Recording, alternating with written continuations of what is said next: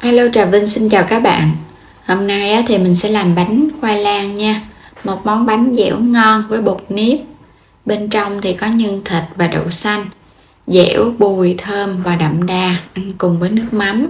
Món bánh cực kỳ dễ làm, ngon hơn bánh ít trần luôn. Mà mình làm kiểu này bột nó không có bị chảy và cũng không có cần đến nước nóng gì trơn, vẫn ngon nha.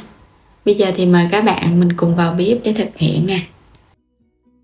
Đầu tiên thì mình có 4 cái khoanh khoai lang mình đã nấu chín rồi á, 300g bột nếp, chút xíu muối, bên đây là 200ml nước nấu khoai lang, 200g thịt nạc dăm xay ra, nửa cái củ hành tây, nửa cái củ cà rốt, một muỗng canh tôm khô ngâm nước cho nó mềm, một chén đậu xanh này nó đã chín rồi á, thì các bạn dùng từ 50g đậu xanh, mình vo rửa cho sạch xong rồi ngâm nước cho nó nở ra, đem lên trên bếp nấu cho nó chín mềm phần đậu này. Sau khi đậu xanh đã chín mềm khô ráo thì các bạn dùng tay mình tán nhanh tay để cho nó nát và nó nhừ ra đó, để mình có được chén đậu xanh. Khoai lang trong khi mà nó còn nóng thì các bạn sẽ tán nó ra cho nó dễ nha.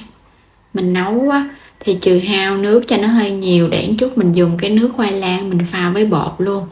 Thay vì các bạn đem đi hấp thì khi mà mình dùng cái nước thì cần phải là dùng nước lọc.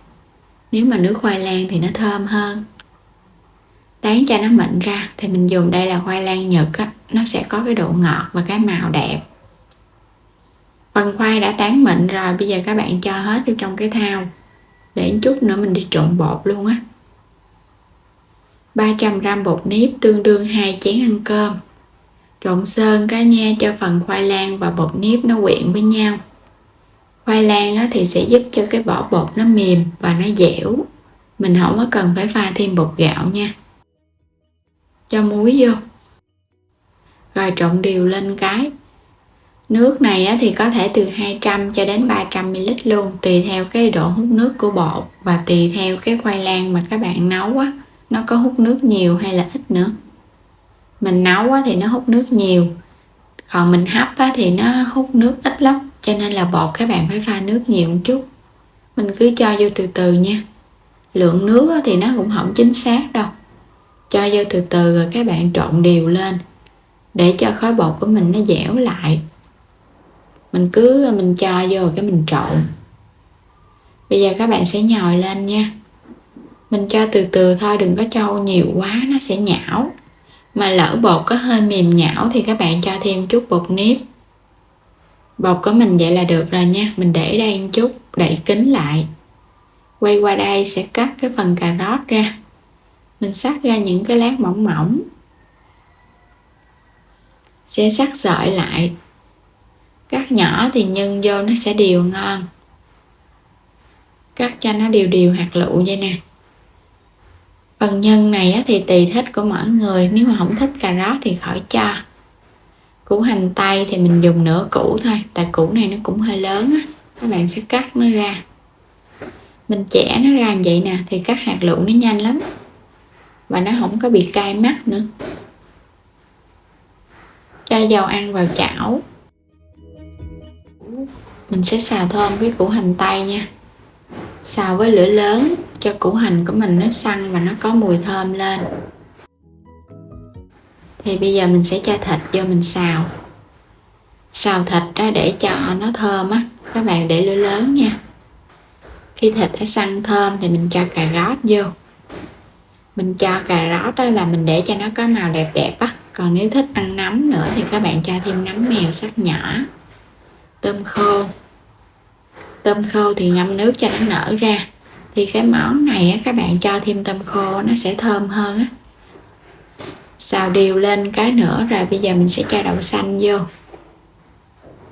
Đậu xanh đã chín sẵn cho nên là mình cho vào sau đừng có cho vô từ đầu. Mình sẽ nêm vào đây một muỗng canh đường, muỗng canh hạt nêm, chút xíu muối, rồi trộn đều lên nữa. Thì cái nhân của mình nó sẽ khô ráo vậy nè, nó đừng có quá nhão ha. Vậy là tắt bếp. Chờ cho phần nhân nó nguội thì bây giờ mình đi vo nhân. Tùy theo các bạn thích cái bánh lớn hay nhỏ mà mình vo nhân nha. Mình cho cái bánh nó hơi lớn một chút, nên nó mỗi một viên nhân á, mình vo là khoảng 1,5 muỗng á, muỗng canh á.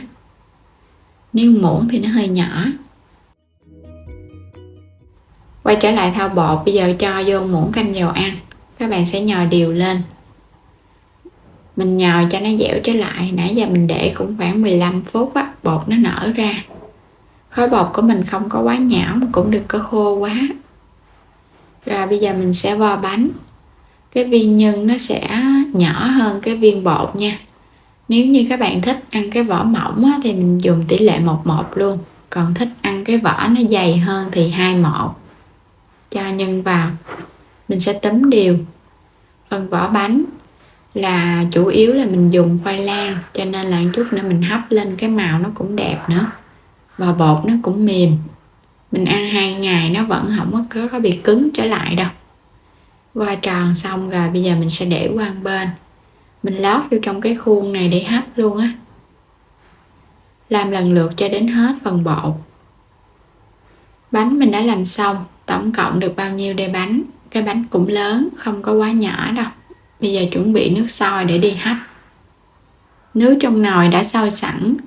Thì với các bạn tính từ lúc nước sôi mình sẽ hấp 15 phút với lửa vừa nha. Sau 15 phút là bánh nó chín nè. Mình dùng khoai lang màu vàng cho nên là cái bánh nó sẽ có cái màu vàng. Nếu các bạn thích màu tím thì dùng khoai lang tím. Những cái bánh nó tròn và nó bóng nè, nhìn hấp dẫn quá. Lấy bánh ra thì các bạn dùng chút xíu dầu ăn á, mình quét lên cái mặt bánh để bánh nguội nó không có bị khô. Và ăn cái này thì mình pha thêm nước mắm chua ngọt. Tỷ lệ nước mắm là 1:1 và 3 nước sôi. Thêm chanh, tỏi, ớt nữa. Bánh thì dẻo, mềm và có cái độ dai nhẹ nhẹ. Bây giờ thì mình mời các bạn cùng thưởng thức nha. Bánh khoai lang làm kiểu này còn ngon hơn và dễ hơn bánh ít trần nữa đó, không cần dùng đến nước ấm luôn. Rất là ngon các bạn. Bột thì dẻo và nó có cái hương thơm từ khoai lang. Phần nhân thì nó đậm đà và ăn vào đậu xanh nó bùi bùi á, nó kết dính phần nhân. Tôm khô thì nó thơm thơm nè. Và đặc biệt các bạn ăn cái bánh này để qua ngày hôm sau luôn, vẫn mềm dẻo, nó không có bị khô trở lại á. Đến đây thì mình chúc các bạn ngon miệng với món bánh khoai lang.